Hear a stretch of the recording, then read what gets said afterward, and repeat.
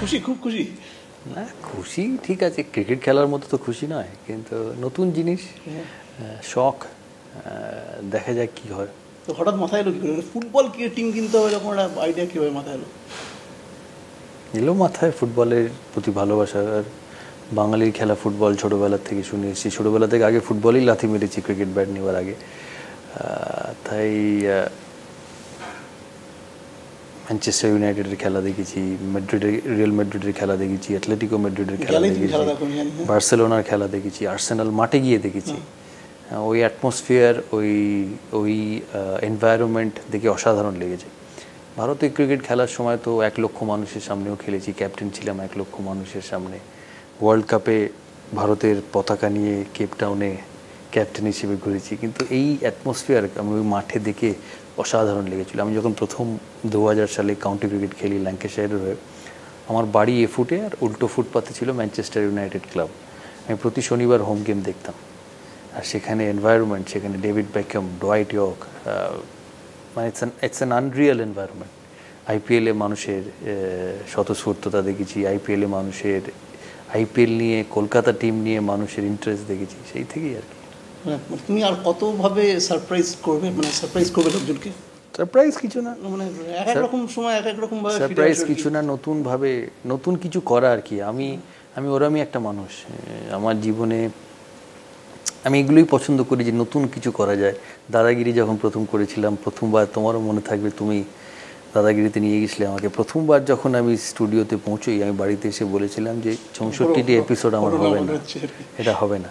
সেই থেকে দাদাগিরি 3 বছর হয়ে গেল, এত পপুলার একটা শো। তাই জীবনে কোনো কিছুর হার্ড অ্যান্ড ফাস্ট রুল নেই যে এটা হবে এটা হবে না, তাই চেষ্টা করি যেটা হয় হবে। তো মানে তুমি, মানে আমি বলছি, মানে এই পুরো বিডিং পুরো প্রসেসটার মধ্যেও চমকে দিয়েছে, যেটা হচ্ছে অ্যাটলেটিকো ম্যাড্রিড কেনে। তো এটা কীভাবে হলো, এটা কীভাবে সম্ভব হলো? দেখো, বিডিংয়ের টেকনিক্যাল দিক থাকে, ফাইন্যান্সিয়াল দিক থাকে, আর আমি মনে করি এটা খুবই জরুরি ফুটবল। কারণ আলটিমেটলি টিম, মালিক কিছুদিন, আলটিমেটলি লোকে দেখবে খেলাটা। আর খেলাটা মানে এই নয় যে শুধু খেলা, কিভাবে এর থেকে উন্নতি হতে পারে। যতক্ষণ না লক্ষ্মীরতন শুক্লা বা অরিন্দম দাস সচিন টেন্ডুলকারের সঙ্গে খেলবে, সে তো বুঝবে না তার তফাৎ কত, তাকে কি করতে হবে ওই জায়গায় পৌঁছতে গেলে।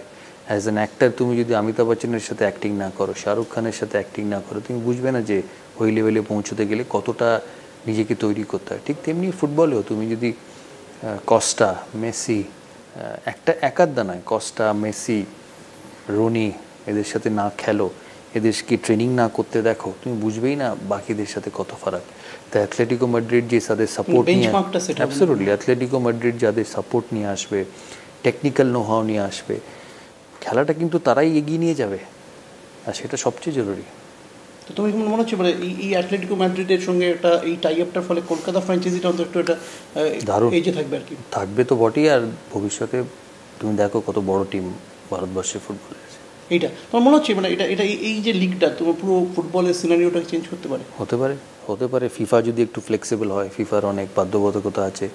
বড় বড় team Manchester United, Barcelona, Chelsea যদি বিভিন্ন ফ্র্যাঞ্চাইজির সাথে জুড়তে পারে, তাহলে ফিফাও অনেক নরম হবে, ফিফারও অনেক রুলস চেঞ্জ করতে পারবে।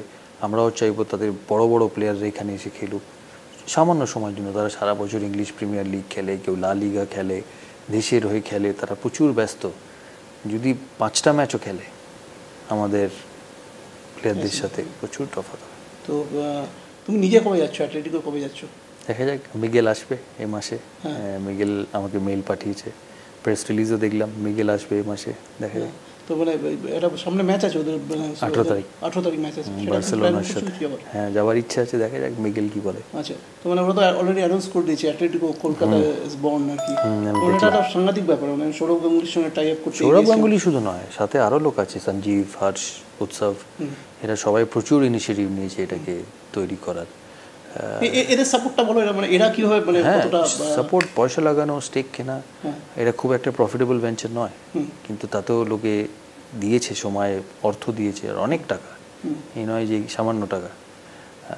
তাদের কন্ট্রিবিউশন তো মস্ত বড় এই ফ্র্যাঞ্চাইজিটাকে সাকসেসফুল করার জন্য। আর বাঙালি না হয়েও তারা যে ফুটবল লোকে বলে বাঙালির খেলা, বাঙালি না হয়েও তারা যে ফুটবলের পেছনে এত তাদের সময়, এত তাদের অ্যাডমিনিস্ট্রেটিভ সেট আপ, অর্থ দিয়েছে, এটা এটা আমাদের সবার শেখা উচিত। তোমার কি মনে হয় যে এই যে এত ধরো সলমান খান, রণবীর কাপুর, সচিন তেন্ডুলকর, তুমি, জন আব্রাহাম, এই যে এতগুলো সেলিব্রিটি চলে এলো, দ্যাটস ফর ইন্ডিয়ান ফুটবল, যেটা যে প্রোডাক্টটা বেচা যায় না, যে প্রোডাক্টটার প্রপার মার্কেটিং হয় না, যে প্রোডাক্টটা এতদিন ধরে একদম মানে কিছু হয়নি, 100 বছর ধরে কিছু হয়নি, সেই প্রোডাক্টকে সঙ্গে তোমরা এত টাকা মানে ইনভেস্টমেন্ট করছো, এতটা বড় একটা স্টেক তার নিচ্ছ। সঙ্গে রিলায়েন্সকেও কংগ্রাচুলেশন। তো রিলায়েন্সের এই আইডিয়াটা রিলায়েন্সের সাপোর্ট থাকলে আমি মনে করি এটা সাকসেসফুল হবে।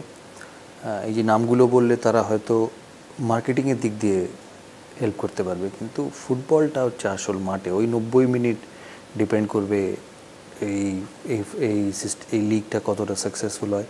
তাই যে প্লেয়াররা খেলবে, ভারতীয় ক্রিকেট সাকসেসফুল প্লেয়ারদের জন্য, যদি ধোনি না ভালো খেলে, টেন্ডুলকার না খেলে, দ্রাবিড় না খেলে, বিরাট কোহলি না খেলে, তাহলে ভারতীয় ক্রিকেট সাকসেসফুল হবে কি করে? সেমনি ফুটবলও সেম।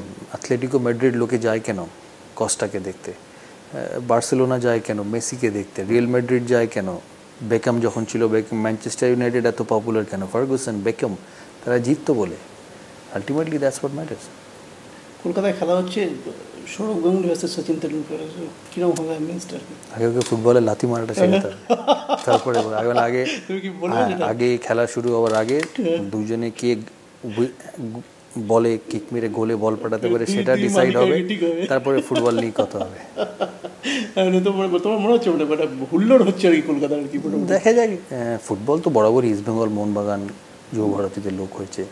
কলকাতা টিম মানে ইস্টবেঙ্গল মোহনবাগান, ওদের ছাড়া তো কলকাতা টিম হয় না, ওদের প্লেয়ারদের ছাড়া কলকাতা টিম হয় না। তাই আশা করি সাপোর্ট সবার থাকে।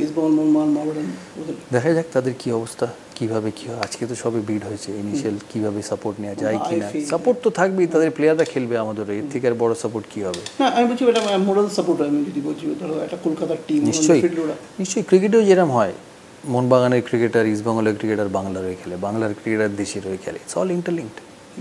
শেষে একটা মানে প্রশ্ন করছি, মানে সেটা বলতে চাই না চাইলে তুমি বলো না, এটা বলতে পারি মানে ইডেনের একটা জব যুব ভারতীতে? একদমই না। ইডেনও আমার, যুব ভারতীয় আমার, যুব ভারতীয় ইডেনের, ইডেনও যুব ভারতী। আমি এভাবেই দেখি। আমি শাহরুখকে নিজের দাদার মতো দেখি। আমার সমস্ত কিছু মানে শাহরুখেরই, আমি এইভাবেই দেখি। যদি দেখা হয়, তার IPL শুরু হচ্ছে, তাকে অগাধ শুভেচ্ছা। KKR জিতুক, KKR ভালো খেলুক। না না না, আমি সত্যি কথা বলা মানে পলিটিক্যালি কারেক্ট নয়, এটা আমার মনের কথা যেটা বললাম। কলকাতা ক্রিকেট শাহরুখের, কলকাতা ফুটবলও শাহরুখের। যদি সে আমাদের সাথে থাকতে চায়, এর থেকে ভালো 100 বার। নিশ্চয়ই কলকাতা মানেই শাহরুখ। Thank you. আর কোনো মানে মেসেজ আছে মানে আমাদের বাংলার যারা সাপোর্টার, ফুটবল সাপোর্টার, আশা করুন তাদেরকে কি বলবে? আমরা আশা করব তারা খেলা দেখবে। আমরা চেষ্টা করব বেস্ট জিনিসটা দেওয়ার, বেস্ট জিনিসটা তৈরি করার। আলটিমেটলি ডিপেন্ড করবে যারা 90 মিনিট খেলবে।